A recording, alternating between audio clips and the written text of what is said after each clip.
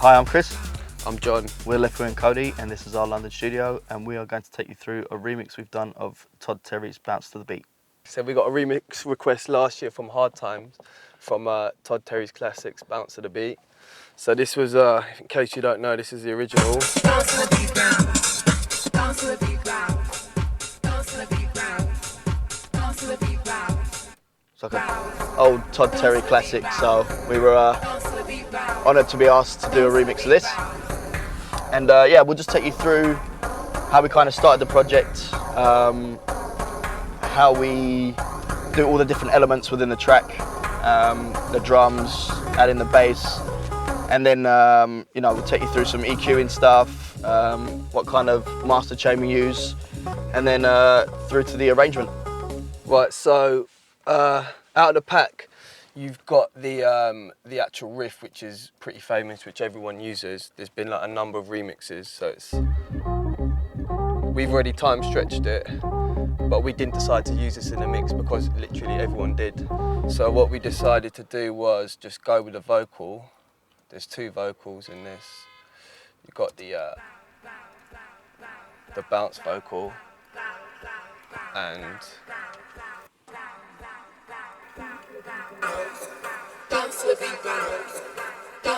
yeah, so basically that was it. So with this track, we wanted to do something different from what we're usually known for. It was summer last year when we got approached to do it, so we wanted to do like a summer vibe. So yeah, we did it kind of groovy, a bit more groovy than we usually do. And yeah, so just kind of how we're moving our sound at the moment. So when we usually start a track, we would go through the parts, check out which we want. We decided, yeah, let's go for the vocal and drop the organ-y thing out because everyone's got it. We usually start with drums. So with this, we knew we wanted to do something like with a big, like, subby bass. So the kick we chose was really quite clicky. As you can hear, it's like, there's not much low end on it at all. We even rolled off like 70 hertz just to keep it tight in the mix. So yeah, so next, you know, hats. We use Contact as our sampler. Yeah. So all our samples are in the library and easy to find. So good housekeeping is definitely something that we've just... Where do you usually source samples from? You're taking everything from records to CDs? Yeah, we've got our own sample pack that we've gone through over the years. There are, you know, sample CDs from Loop Masters, Sample Magic and that, but there's also like things we picked off of records. And it's all sort of in a folder, the hats and the bits that we like. So we just literally go through those folders. Yeah, there are kind of go-tos all the time whenever we're starting projects. And yeah, we can't stress enough about good housekeeping because something that we only discovered maybe about a year ago. And for workflow, it's so much better to have, you know, all the kicks that you normally use in tracks or the kicks that you like, and hats, claps, bits of percussion. It's all in the sampler, all ready to go. So you're basically just dropping a MIDI note in when you're creating the track, drop the snare in, and you can just cycle through until you hit the right snare that fits in with the kick drum or fits in with the hi-hats. And it just makes life so much easier, especially when you're trying to do things, you're short of time, you know, your workflow has to be spot on, and it just makes things so much easier. So do you have a Contact instrument that's just snares, one that's just kicks, or do you put kicks and snares in? No, it all has to be separate instruments because it's easy to control otherwise with the level. So it literally, yeah, we'll come in, add the hat in. So usually what we would do is say the hat's there, copy the instrument in again.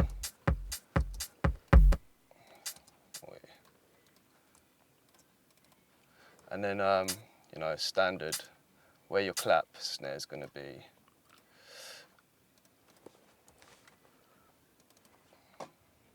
Go to our little section of L&K claps.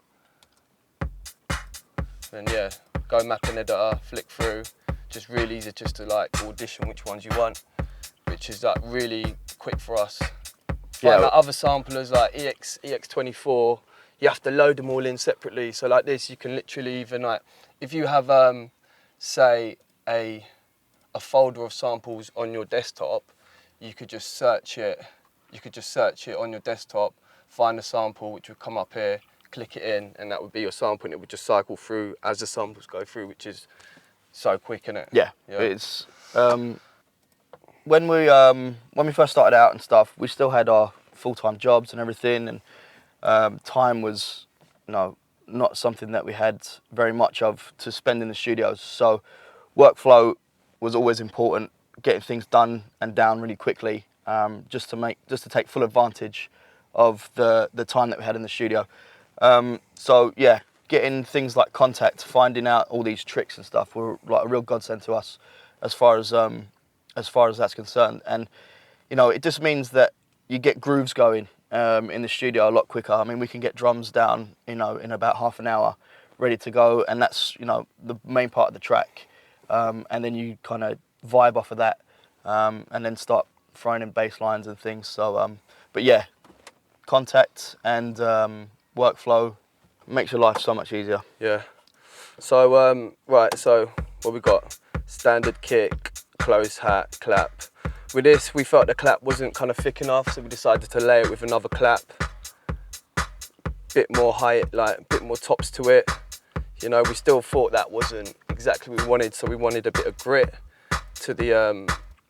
So we added a snare, which gives it a bit more transients, a bit more texture. To the snare, what we did as well was dropped the tune down -3, so it, it slows the sample down, gets it a bit thicker, and gives us the sound that we wanted. Also, when we do drums, the reverb we always use is standard Logic stuff, Space Designer. The preset is 0.7 realistic room. I think you can find that in small spaces, rooms, and it's just literally, we put that on everything, on a send, tiny little touch, like you can barely, it's just enough to give the drum space. Some nice space there. We do all the drums through the same same bus, so it sounds like it's in the same room, basically. Right, so. Yeah, again, another thing about, saving time and everything, we've got a Logic page set up, and all our buses are set up with exactly the reverbs and the echoes, the delays and stuff that we use on all our projects. They're all set up on buses. And again, we keep banging on about this time thing, but because all that's set up, we're never searching through presets and all that kind of stuff. Yeah. We know exactly where to go for those. So that's definitely another thing that we would recommend you do, is get the buses set up with your ideal delays and effects and stuff. Also, I really forgot about this. When we start, the first thing we do is select all the channels, bring them down. So you bring up the mixer, press Command A, and bring all the channels down to about 4.8, which is halfway, because it just gives you the headroom you want. If you don't, you find like everything's peaking at the end, and yeah, that much easier to do your mixing. Yeah. As well, and if you want it to sound loud in the studio, then just turn your volume up at the on your sound card or on your computer. It makes mixing down so much easier, and then when you get to that mastering stage as well, there's so much headroom to be able to get it, a lot louder. We mix into a master, so once we've got the drums down and the bass, we will turn the master on, and we'll show you what we do there, just to get the volume you're after, like before mastering. So anyway, like pretty standard at the moment. Started to add a little tambourine on every eighth. First one, the velocity is nearly like 0, just to give it that. Let me just solo that. Kind of like gives it a bit of a swing. A live sort of sound. Quite a lot of reverb on that. So yeah, let's go through it anyway. Right then, little standard stick there, just to add to the groove. Again, we've got the reverb, low cut. Right, here's where our little jacking swing starts coming in, what we're known for. So once we put this in, we was like, all right, let's get it a bit more jacking, and we found this sample, which is really like small and thin, but it was enough to kind of get the groove going. So if you hear that with everything.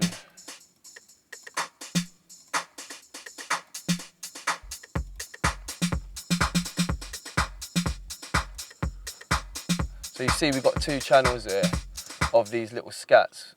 One we pan to the left, one we keep in the middle, and then we added another layer on top of them to thicken it up. So we pan that to the right. Gives you a bit of space in the mix, and it makes it sound a lot fatter. The kind of drums we was after. Other than that, have a look at the little how we done that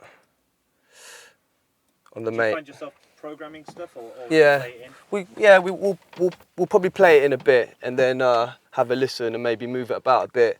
Like in this one, you can see we played it in, but then we dropped the velocities to kind of give it that more live sort of sound, which really worked when it's with. Let me just take out everything else and just play the kick. When it's with everything else, the other kind of scats we put in, it's got a good little vibe. Yeah. Yeah. It's like a real live feel to a drummer. Right, so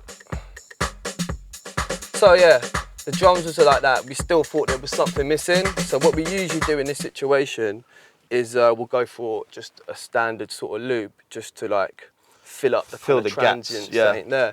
And it's amazing what a loop does. Sometimes we'll finish a track and like listen to the mix and be like, what's wrong with it? Put a loop in, it just sorts the mix out completely. So in this, hear the drums now, we found this little loop here. It's just like, sets it off. It's crazy what a loop does. Yeah, it is. It's, you know, everything within a track and then within a mix all has its space, and sometimes when you're dealing with drums you might miss out on a frequency or something like that, so if you throw in a loop you'll find that frequency gets filled up and it just makes the drums sound so much different, you know? Yeah. That's like one massive thing that helps out with mixes, is just adding that looping, because sometimes when you're programming all your own drums you can't really get that sound that you're after, and you know, these people that they've been making loops for years or whatever. I think it's from a sample pack. I'm not even sure what it is. Because what we do usually when we find loops, we'd open up Ableton, right, run it as a rewire. So if you've got Ableton Logic, you open Logic first, then you open up Ableton like I did. Go to your mixer, then you've got your buses, take any bus, it doesn't really matter, as long as you know what it is. You click on They've got one the bus number, already, yeah. So say if I do it to here, so you can see, go to Ableton Live, rewire left and right, and that's going to bring in your Ableton on that channel. So we bring it in, put a low cut on it, let's get a loop. Take that out. Right. So right, we've got all our loops here. So this is really good as well because it's the same thing like Contact. You can just audition your stuff, and it's really quick to find a loop that you want. Again, the time thing. Yeah, so let's say organic top loops, 125, right. So press play.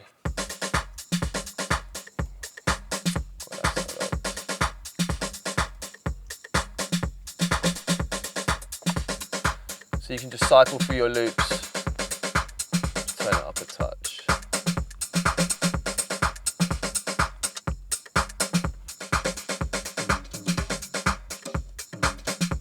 Gets it in time, you know, really quick to audition. When you want it, say for instance you want that one, you can either just drag it straight into your page from there, which is easy, put it obviously on our audio channel, or you can bounce it out, but then if you do that you're going to have to solo the Ableton channel, get your loop in here, and just bounce it out like that. So you would just bounce it normally like in Logic, it would come in your bin. Record it on a and just whack channel. it in. So I think that's something that we do a lot. Yeah. Yeah. There was a time when we did start where we do a track more purely with loops, but we've gone away from that now. It's just you've got takes so much more creativity out of and it. there's so much more control over your drums as well, you know. You can see the in this project how many different snares we've used for one particular kind of scat as part of the percussion. It's all about layering. And we've layered that up and we've panned it in different directions, and then we've got one straight down the middle. You can't really do that with loops, you know. You lose that control. Yeah. But as you've seen, using loops isn't necessarily a bad thing, because it's the loop that we've used has added to that track. We just like to kind of build our own drums purely for the control element. I say about processing what we use on our drums, like we used to put everything through a bus and then run a compressor through that, but we've stopped doing that. Yeah. We just find, you know, everyone, you got your people that are pro bus and not, but we just don't do that anymore. And processing wise, there's nothing special. If I flick through the channels, you know, on a kick, we got the standard Logic EQ, low cut. There's nothing crazy on it. Bring one of those up. Just Yeah. to show like. There's nothing crazy on the drum sounds. It's just choosing your right sound. There's nothing at all. Yeah. Okay, this. Right. So this little rim shot thing. We've got Waves sound shifter on it, just to bring the pitch down, because we think it was a bit high. Yeah. Same idea as we did with the contact, where we turned the pitch down by 3, just to give it a little bit more Down grit. by 2, yeah. But yeah, nothing crazy. That standard touch of reverb on the bus, and that's what we do every time on the drums, really. Yep. That's about it for drums, I'd say. Yeah. So once you get this groove going, that's when you start. That's your sort of main bed for your loop, and then you start adding the remix elements. Yeah. That's it. Yeah. So we might even just do the bass line. We'll chuck the acapella in there, and then from kind of the vibe of the acapella and the drums together, we'll start to play the keyboard and try and get some bass line going. Yeah. For this one, I think what we did was. So we've done the drums first, and we thought, let's do the bass line. We knew we wanted something really low, really subby. Sub boom bass is like something we use all the time. Right, so if I just played here's our riff. Just put the riff in. Yeah. Really simple, you know. 5 notes, 1, 2, 3, 5 notes, really simple. We wanted to do it, you know, we always usually do things over 8 bars. Yeah. So we wanted to do something really simple with this. Yes, I think this was more or less a preset that we found. There wasn't much tweaking. Yeah, just maybe on the cutoff sometimes, mess around with that. So yeah, what we would do with the bass, right, say we play the notes that we want, we'd then get your sidechain. Okay, let's talk about the sidechain. When we do a sidechain, we always sidechain the bass to the kick, and we would use the same sample as the kick, so it's got the right sort of decay time. Yeah. Right. So let's take everything off processing wise. Right, as you can hear, the bass is quite heavy on this. Take off everything we had. Yeah, and the kick that we had was quite heavy as well. You can hear both are clashing. So really and truly, you know, there's so much sub in that bass. You can take a lot off the kick, and it's just clicking basically. It's just like knocking through. And that's before the sidechain's on. Turn the sidechain on, which we use a Logic compressor. Sidechain there. And that's a preset that we've kind of come up with ourselves and just renamed it. Sometimes, you know, you might change the release, but really we like getting a bit of a pump. One thing that we always use on the bass is our bass. I think it's Renaissance in the Waves pack. Literally turn it on, and that's it. You don't really have to do much else. We rarely play with the different faders and stuff in here. Just instantly add something to the bass as soon as you turn it on. So something that we use in all of our tracks just to get the bass sounding that so much heavier. Well, when you kind of hear this in the mix of everything, you can hear like the bass is kind of lacking some tops because it is such a low end sound. So we would boost it at 1,000. That's 1,060, yeah. 7 dB. Just to give it a bit more tone within the mix, you know? It just gives it a little high end sort of thing, which kind of cuts through the mix as well. We've got a cut on there as well because, you know, 40 in a club is a bit troublesome. If you don't cut it off, you'd notice that in a club. So we always, usually on a bass, we would cut it at 40 when we're using bass. And just to make sure as well that none of those low-end frequencies muddy up your mix when you're getting to the mix down and stuff as well.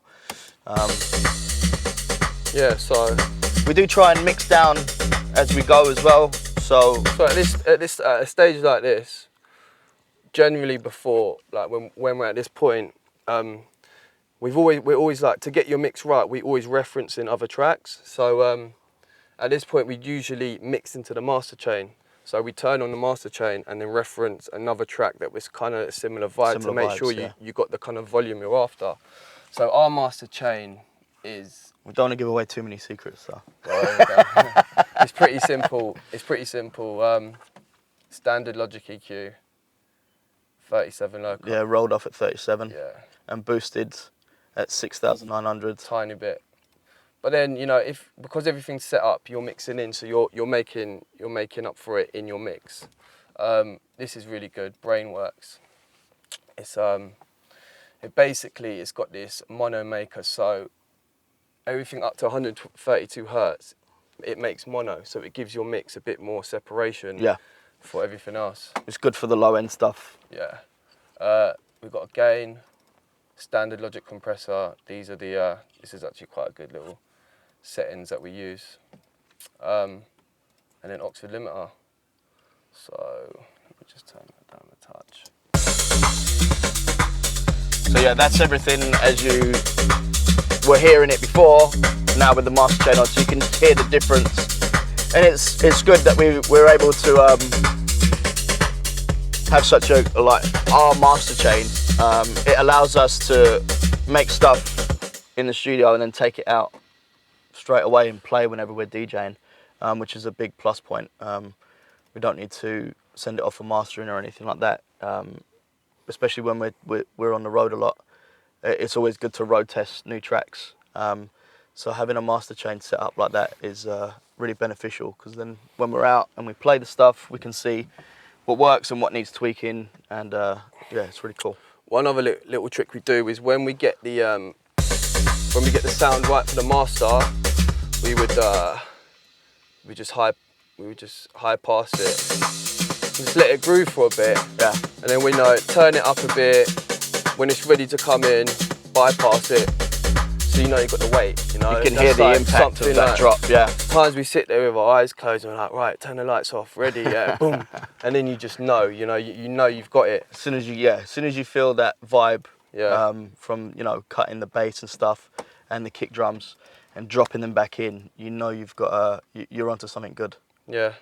So generally that would be the main section of our track. How we used to work, we used to like build up tracks from the beginning, and it just used to take so long. So now what we do is we build like the main drop and then build like a tiny break, just so we know it's working, because you know the break is all the excitement, brings it in. So that's generally what we would do before we'd start arranging. Right. Oh, we've got the thing as well, the vocals. Mm-hmm. Put the vocals in. Oh no, the vocals come in at the break. So yeah. Right. So for this break, all we did was took the kick out, and added some rolls and stuff, some fills in there. Took the kick out, added a fast hat to give it a bit of speed. And without it, it sounds a bit boring. So this is where we added the bounce vocal. Just literally looped, really simple. It's got that kind of old school vibe to it still, which is cool. Yeah, that old sampled kind of loop of the vocal to kind of build up the break. Yeah. Here we changed the bass also to something more simple, because keep the same bass line at this point, it's going to get boring when it comes in. So we just like simplified it. Just so so the bass is still there as part of the track in the break, but when the drop comes, the bass line doesn't lose its impact when it comes in. Right, yeah. Right, another thing we added here was there's some effects and stuff in here. So this was kind of just to like bring it all together.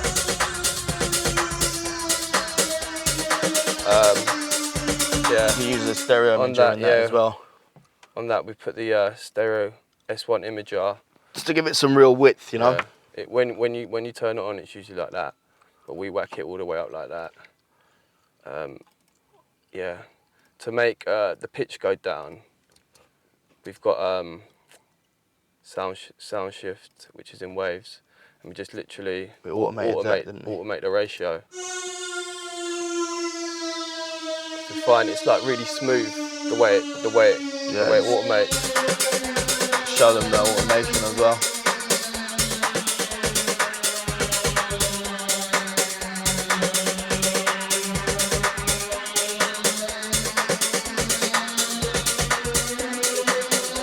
Right, so the other vocal starts coming in here. And another effect coming in here, some white noise to kind of start to bring it up, and a drum roll as well. So yeah.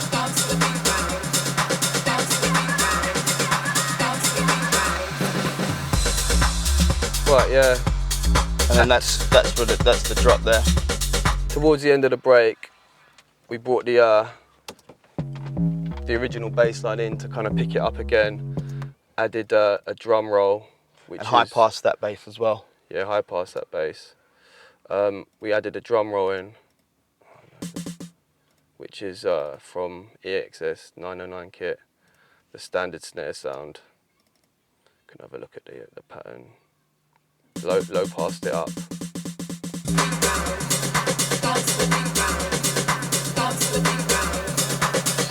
Standard kind of riser, you know. I think that's from like a Sample Magic or something. Yeah.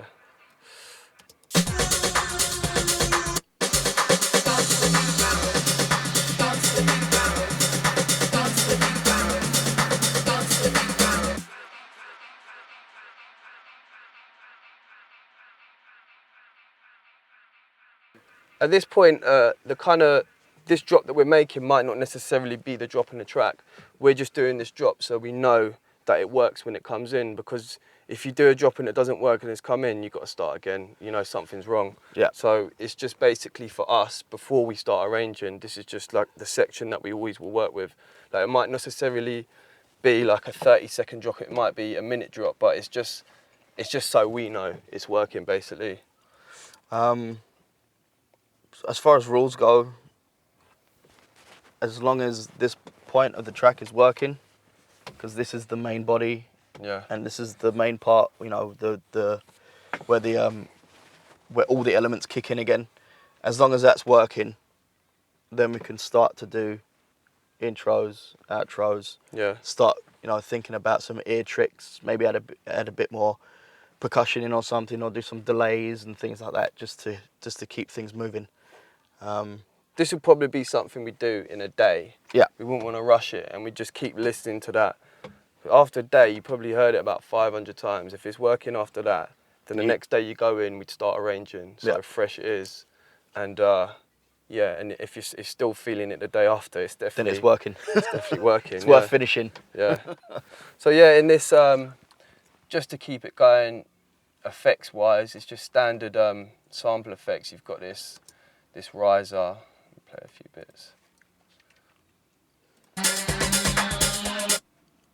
It's just like a standard wind noise, cymbal,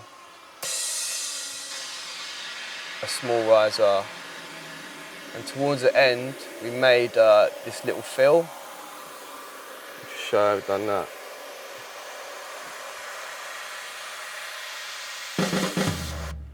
Very which simple. is, yeah, really simple. That was off the Ultra Beat, wasn't it? Yeah, Ultra Beat. Yeah. Get this in Logic. The Studio Tight Kit. When you open the Tight Kit, it comes up with all the processor settings, so it sounds nice as it is. And yeah, we just fiddled about, you know, just a standard little roll, just to push it in a bit. Drew those MIDI notes in rather than playing anything, and then Yeah. just got it to the right point. Oh, cool. Just set it off. Yeah.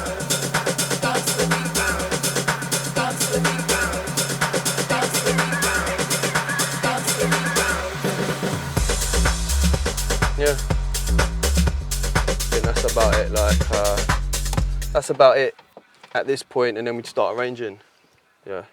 So when that drop comes in, that's every element that we've heard so far. That's Yep. That's all of it. Yep. Everything. So yeah, that would be everything, and then once we start arranging the track, if it got to a point where it got boring, we might think, all right, we need to add something now. Let's look at something else and play with the vocals a bit. Yeah. Or maybe like, you know, do some dropouts on the drums and stuff. Just drop out some hats somewhere just for like a bar, or drop a kick out for a beat and stuff, just to trick the ear a little bit, you know. So as it was with this track, that sort of breakdown that you put in for yourselves ended up staying in the track. It did. It Yeah. did, yeah. This track, because of the type of track it was, we wanted to, it's got like 1, 2, 3, 4 breaks in it. So we wanted it to be, you know, keeping interesting all the time. The bass line's quite simple, so we needed to like break it in and out to keep, you know, to keep the energy keep sort the of energies going, definitely. Right, yeah, so usually we'd start the arrangement. We have got quite a lot of drums in here, but we take the kick out. And there you can hear that simplified bass. That's the same bass from the drop. Yeah. From the break. Yeah. Bring the kick in. It's the same thing with arrangements, you know, just teasing little bits in every now and then. You can hear the vocal. It's on the low pass rising up.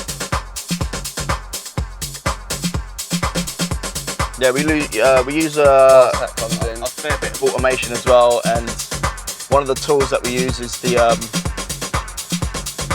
it the marquee tool that curves the automation? That's cool.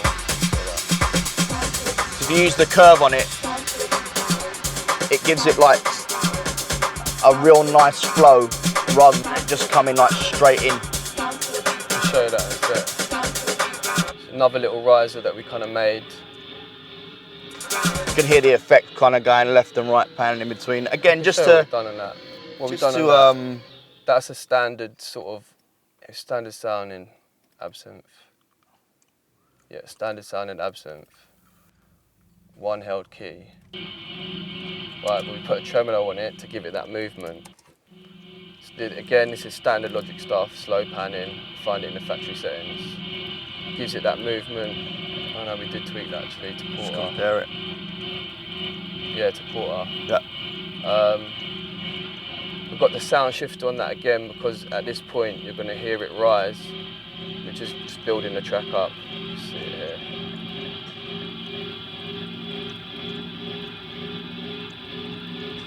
Here.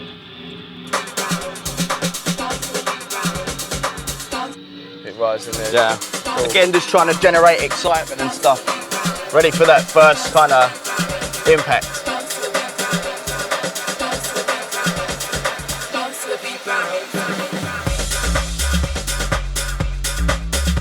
So yeah, this arrangement, it's really different to the normal arrangements that we do. Yeah. Again, just because it was kind of a bit more of a Jackin track and stuff. Just keeping like all the elements going and trying to keep it as exciting as possible. Right, so we're coming up, what did we do? 16 bars of like the main drop, and then we come into another short break just to keep it interesting. Then you get that little bit of bass there. Yeah, and introduction of another part of the vocal as well. Come on, baby, yeah. there, yeah.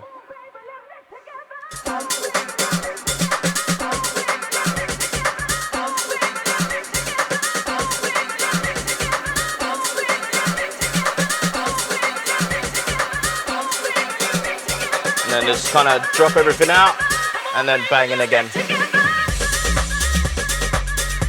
Yeah. So when we made this, I think we tested it made it and we had a gig the second night. Yeah. We saw that it worked. That's one thing when you're DJing, it's good to road test it out. You can see if it works. There has been times when we've made tunes and it hasn't worked, then you go back to the drawing board, you know. But this track was just, it just works. Yeah, it worked straight away, Yeah. so we were really pleased with it. Did do some tweaks again, like, you know, just on the mix down once we got back to the studio, because when you hear it in the big clubs and stuff, you can start to pick out maybe bits that are too loud or not high enough in the mix. So right, we're at 2 minutes, about 2 minutes in. Same again, nothing's really changed. Same main section, we haven't added anything new. It's just the vocal comes in again.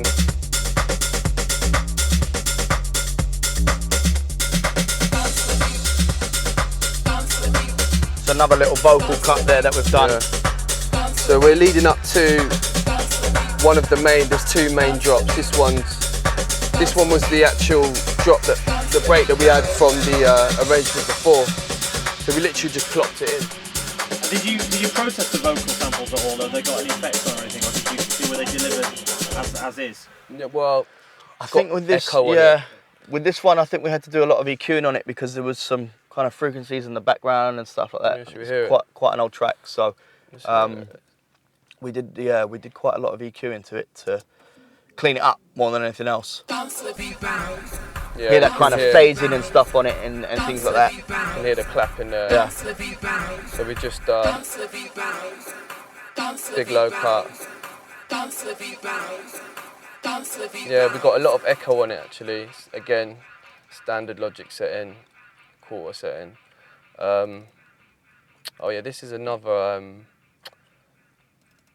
reverb that we use on vocals and lead sounds. Yeah. It's Arts Acoustic, and I think this one we made ourselves, didn't we? Yeah. Maybe tweaked. It's got a nice sound to it. So we always use this on vocals and lead sounds, synth sounds.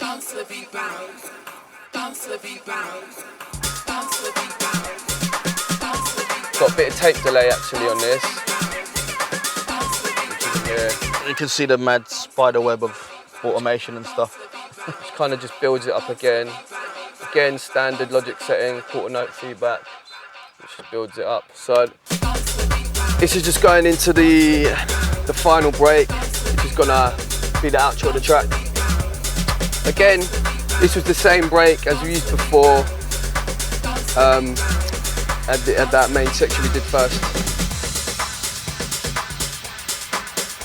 To be honest, there's nothing new here, same sort of break.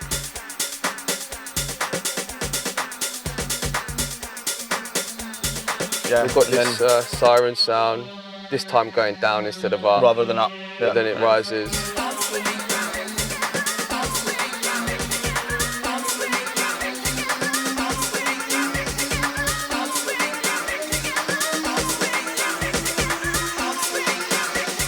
The bass line change, pick it up. Drum roll. That white noise as well, just building up. Yeah. We use that in every track. Yeah, there's a secret white noise. Right, so this is going to be entering into the last 2 minutes of the tune. We add a little tambourine coming up here just to pick it up. Yeah, little ear tricks like that, just to introduce new things. Keep the energy up again. By this point, you'd be expecting DJs to start mixing out and mixing into their new tracks. So you don't want to add too much new parts. Just right. I can't remember how we did with this one. Did we take anything out? Or did we just as it's rolling along, we start taking drums out, drum sounds. You can see as it's coming up to this point, we're going to take the fast hat out that we got in. That's on every 16th. That slows it down. The tambourines. A little bass cut here. And this will be the last minute of the tune. Yeah, so DJs would mix here. Now, go. So you can hear it slowing down now. Bassline's still rolling. Yeah. Yeah, I think the last 30 seconds there's no bass at all. This is the easiest part of the track. Once you've done the main bit, it's just taking stuff out. It's same with the beginning, really. Yeah, just It is adding the bits easiest in part. when they need to be in. Usually do this bit in about 20 minutes. Yeah. Yeah, so that was our remix by Todd Terry, Bounce to the Beat, out this summer on Hard times. Hard Times. Look out for that. Yes, hope you enjoyed.